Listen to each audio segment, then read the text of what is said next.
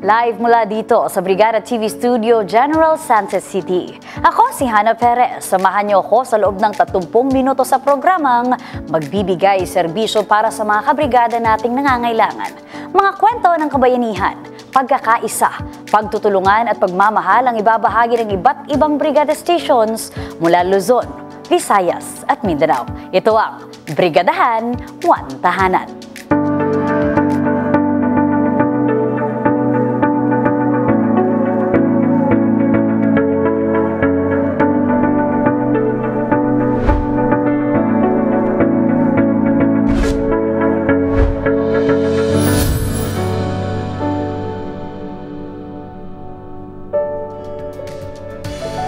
Abangan! Magandang balita ang nakamit ng isang haligi ng tahanan na mula sa Mati City. Samantala, pantawid gutom para sa mga kabrigada nating streetwalker ang naipamigay.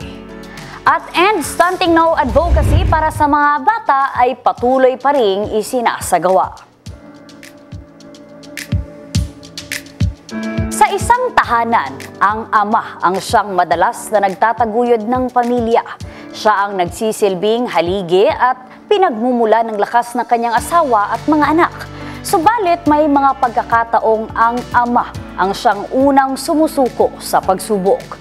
Sa kwentong tampok natin ngayong hapon, isang ama ang nabulag dahil sa sakit na diabetes. At naging matagumpay ang kanyang operasyon sa tulong ng Brigadahan, One Tahanan at galing na rin sa mga anonymous sponsors. Isa pang regalo ang natanggap para sa kanyang anak na 5,000 pesos cash buwan-buwan sa tulong ng isang Good Samaritan.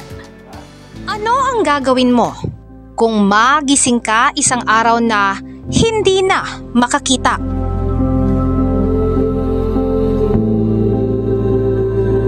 Kabrigada, ating tunghayan ang kwento ng isang ama, isang mister, isang haligi ng tahanan na ilang taong namuhay sa dilim matapos mabulag dahil sa sakit na diabetes. Paano ba nabago ang buhay ng isang 39 anyos na si Musa Bastian nang biglaang pagkawala ng kanyang paningin? Una ko ang story na ko about itong first time sa kinabuhi na ako na normal, na wala pa ako na kuan kining nasakit. Totally ang akong panginabuhi gud kuan, isa kong cellphone technician, tapos same time kung nay magpa-repair mga kuan computer or kuan kaning mga kanang home service, so repair na ako. So mga 10 or 12 years akong serbisyo sa pagka-technician ako, cellphone technician, moto. Tungod lagi sa kuan kumpanya sa lawas, kuan ganing wanay exercise kay gikan sa balay alas 8 largo sa trabaho, pag out alas 8 so exercise to kaon may limit, so walay na ipakialam sa sarili moto. Time na hiring, nabasa na ako sa Facebook na hiring sa hotel, pero labandera mo to, ako siyang gigrab. Naglaba ko dito, kay nag-leave man ang labandera nila niya. Mo to pagka kuan, nakaila na ako, kibali ang manager ato na time. Naningkamot ko na maka-on call ko sa ilaha ka na mga event, manghugas, plato, anak. Naranasan man ang hirap, ngunit nanatiling matatag ang mag-asawa sa kabila ng hamon sa buhay na kanilang pinagdadaanan at nabago rin ang kanilang buhay matapos dumulog sa Brigada Mati na agad naglusad ng brigadahan kung saan nakalikom ng sapat na pondo para sa operasyon ni Kuya Musa. Ningabot ang brigada diri sa Mati ato na mga time, so pag election nang abot ang brigada ato diri sa Mati moto time na sige ko paminaw sa dati pa naminaw ako brigada Davao. Dati kay wala naman ko pananaw kibali nabulag na ko moto akong buhat na lang kuan maglingkod maminaw kuan brigada hanto na ang time na nagparapol si Ma'am Chris og kuan raffle na computer sponsor sa kuan PC Davao moto ang tulay na nag-inging na akong misis na unsa man try na nato mga yuta uban inabang kay sa akong operasyon mo to nangayon mi dito kung mamukuan kaning consultation na si ma'am na sige lang i-try lang ninyo diri mo to sugod ato sa pag kuan sa akong anak pagkadawat sa akong anak kuan computer mo tinisunod dayon ni mo to'y dahilan na nakapangayo ko kuan kaning tawagan kaning inabang sa brigada anto na natabangan ko ato ng mga time na sa sitwasyon nako kay ako man ang isa na breadwinner sa pamilya yan.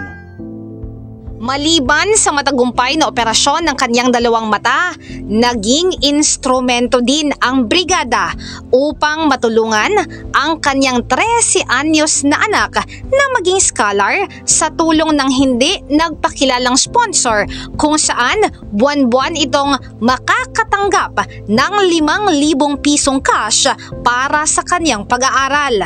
Katunayan, bago lang itinurn over na naman ng Brigada Mati ang pinansyal na tulong para sa anak ni Kuya Musa.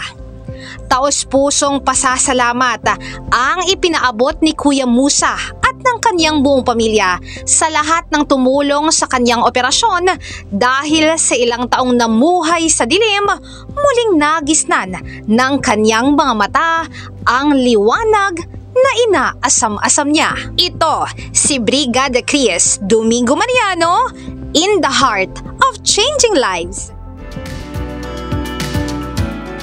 Naway magsilbing inspirasyon sa ating lahat ang kwento ng buhay ni Musa.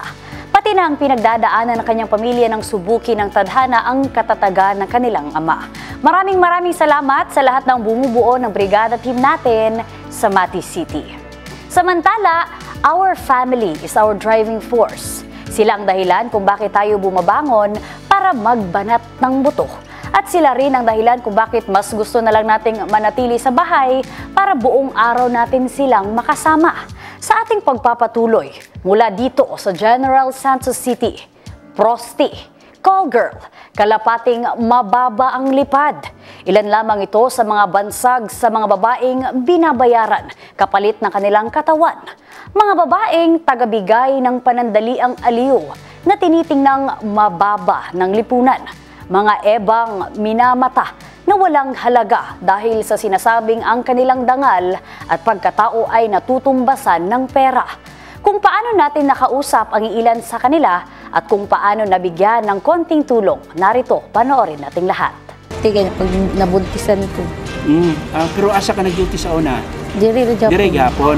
So unsang oras sa unsa ka tuig diri pila edad mo nag-duty ka na diri? 17. 17. Aka diri tungod kay wala kay lain na balaan nga trabaho. Wala. Kung magkatabang ka sa balay mo na magtindera ka.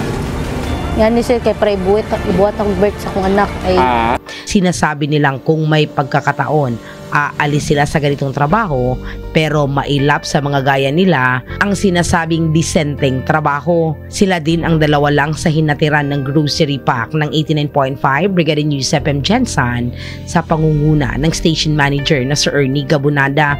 Ang pagbisita sa kanila ang parte ng selebrasyon ng Women's Month kung saan sinasaluduhan ang mga babae sa lipunan. Sinasabing karamihan sa kanila ang hindi alam kung paano maka-access ng tulong galing sa gobyerno. Nagpasalamat sila ng abutan sa bitbit na grocery ng brigada at kahit papano hindi na nila hahanapin ang pangbili nito kahit ngayong gabi lang. Ingon nila ang yung nani nga trabaho karon mura ginakamay nila, ginapamaliit nila. Women's Month karon mo nang naami karon diri. Unsay mensahe nimo sa ilaha katong mga nagatamay sa ingon nani nga trabaho? hindi na sila makasulti kay wala na ngay pangkaon sila ha. Ang buwi mo para sa mga anak. Sa may buwi naman sa mga anak. Maggangami sa balay. Una-una lang nila kung ano ingon ani ang mga babae siguro tungod na daghan naigi na pag-agian nga dili maayo. Wala pinag-aralan, wala matrabahuan. Dapat respetuhan na lang. Para lang dapat sa mga agod nagrespeto mi sa ila ha. Kami pud respetuhan lang pud nila. Ana lang, respetuhan na lang sila. Para sa ating mga kababaihan na kung di man sa pilitan, ay ay napipilitang pasukin ang pagbebenta ng aliw para lamang kumita ng pera, kahit ng iba ay may mga anak na. At higit naman na nakakabahala ay yung mga kalalakihan na nagbabayad para gamitin ang mga babae na minsan may mga minor de edad pa. Sa ating mga magulang habang bata pa ang mga anak, naway siguraduhin natin na ligtas sila sa ganitong kapahamakan, turuan at disiplinahin ng sa gayon sila ay magkaroon ng buhay na nasa tamang landas.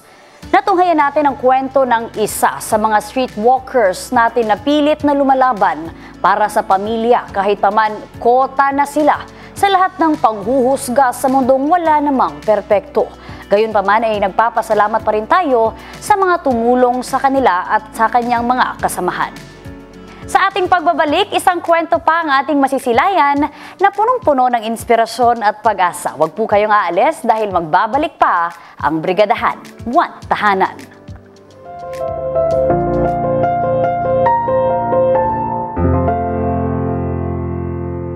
Programang May Galing, Puso at Aksyon, ang Brigadahan 1 Tahanan. Mga kabrigada, upang patuloy na malakas ang inyong resistensya, anong klaseng vitamin C ba ang iniinom ninyo? Strengthen your body against disease-causing germs, viruses, and bacteria with CitroPlus. Dahil dito sa CitroPlus, sigurado ang pagpapalakas ng inyong resistensya at inyong immune system. Kaya sana kayo mag-CitroPlus na. CitroPlus, strengthen your defense. Samantala, ang Brigada Foundation Incorporated ay patuloy pa rin pong tumatanggap ng tulong para sa mga kabrigada nating nangangailangan. Para sa cash donation, maaari itong ipadala sa Kabrigada Foundation Incorporated Security Bank Account Number 000378-40172. Para sa in-kind donations, ipadala ang mga ito sa Brigada Complex na matatagpuan sa NLSA Road, Barangay San Isidro, Jensen. At para sa mga gustong maging Brigada Volunteers, pwede kayong mag-apply dito sa istasyon at mag-register.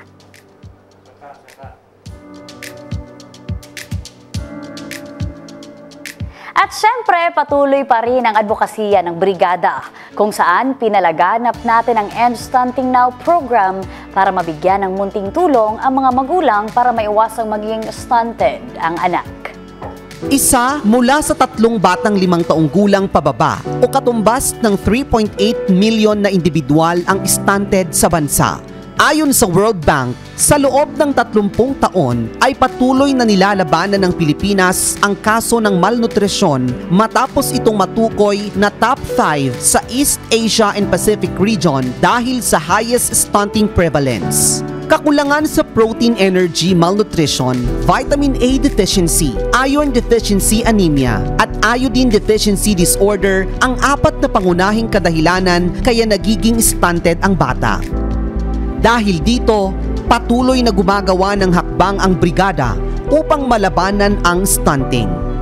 Pagkakaisa, iyan ang isa sa diwa ng Brigadahan 1 Tahanan, kaya naman ang Brigada News FM Kawayan ay nakipagtulungan sa ilang religious sector sa lungsod upang magsagawa ng feeding program kung saan mahigit 50 bata ang nabiyayaan. Ang magandang komunidad ay nagsisimula sa barangay. Kaya mula sa 65 barangay sa Kawayan City ay isa lamang ang Barangay Alinam sa napuntahan na ng brigada upang matulungan ang mga bata. Isa si Bella sa mga natulungan ng feeding program. Siya ay bunso mula sa 7 magkakapatid. Doble kayod ang kanyang mga magulang upang matustusan ang kanilang pangangailangan. Malaking epekto ang kahirapan upang matiyak ang sapat na nutrisyon sa kinakain ng mga bata. Tinutukan ng team ang nasabing aktibidad mula sa pagprepara ng pagkain hanggang sa pagluluto at paghahain nito sa mga bata. Matapos ang feeding program ay namahagi rin ang Isabela United Christian Family Ministry Church, katuwang ang Operation Christmas Child ng mga regalo para sa mga bata. Ang ngiti na namumutawi sa mukha ng mga bata ang siyang nagbibigay ng sigla sa bawat isa na sa pamamagitan ng mga ganitong aktibidades ay matutupad ang hangaring mawakasan ng stunting sa bansa. Sa loob ng isang tahanan, mahalaga ang papel ng mga magulang upang mabigyan ng tamang nutrisyon ang mga bata upang lumaking hindi sakitin. Samantala, ang pagsasama-sama upang mapasaya, mapakain at mabigyan ng tamang nutrisyon ang mga bata ang daan upang mapatibay ang isang tahanan. Isa mula sa 3 batang 5 taong gulang pababa o katumbas ng 3.8 milyon na individual ang stunted sa bansa. Ayon sa World Bank, sa loob ng 30 taon ay patuloy na nilalabanan ng Pilipinas ang kaso ng responsibilidad ng mga magulang na mahalin ang kanilang anak. At sa ganitong paraan ay napakita ng ilan sa mga magulang na pumunta sa End Stunting Now program ang pagpapahalaga sa kanilang mga anak na pagdating ng panahon ay makakamtan nila ang mga pangarap sa buhay na maging profesional at maiahon ang pamilya mula sa kahirapan. Ano nga ba itong stunting? Ang stunting ay isang kondisyon ng isang bata ng pagpigil ng paglago ng utak at pagdevelop ng tangkad o height dahil sa maling nutrisyon, paulit-ulit na impeksyon at hindi sapat na psychosocial stimulation. Dahil dito ay nilunsad ng Brigada Group of Companies ang advokasya na End Stunting Now bilang tugon sa partikular na isyu na ito sa lipunan. At ito ay naaayon sa tagline ng Brigada na In the Heart of Changing Lives na inilunsad ngayong taon. Ang advokasya ng ESN o End Stunting Now ay naglalayong palakasin ang kamalayan at kaalaman sa mga negatibong epekto ng stunting ng ating mga kababayan. Kaya naman sabay-sabay ho nating isulong at isigaw End Stunting Now. Bansot, mabagal ang learning development, payat at kulang sa timbang. Iilan po ito sa mga sinyales na stunted ang bata. Para sa mga nanay at tatay, agapan habang maaga pa. Kaya paalala ito mula sa Yamivit dahil batang naka-Yamivit, batang lamang. Maraming salamat po sa inyong pagtutok mga kabrigada. Asahan niyo po ang tuloy-tuloy na pamimigay ng inspirasyon at mga kwento ng buhay na punong-puno ng pag-asa. Makakasama niyo po ako tuwing hapon para tunghayan ang kabayanihan ng bawat kabrigada natin sa buong Pilipinas. Mula po yan sa Luzon, Visayas at Mindanao. Sa muli po ako si Hannah Perez na nagsasabing hanggang tayo ay nabubuhay. Huwag nating kalimutan na kahit anong pagsubok man ang ating pinagdadaanan, ang puong may kapal ay patuloy na gumagabay patungo sa magandang hinaharap. Basta't marunong tayong magtiwala sa Kanya. In the heart of changing lives. Ito ang Brigadahan, One Tahanan.